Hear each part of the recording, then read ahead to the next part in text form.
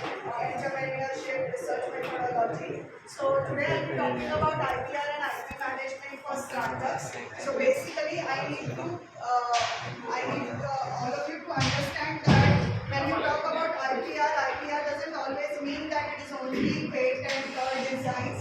There are many forms of intellectual properties which you can own and which you can try to commercialize during your lifetime. So basically, I am going to make use of few information which is there on CIPAM website. Basically, this is a cell for IPR promotion and management under the Department of Industrial Policy and Promotion by Government of India.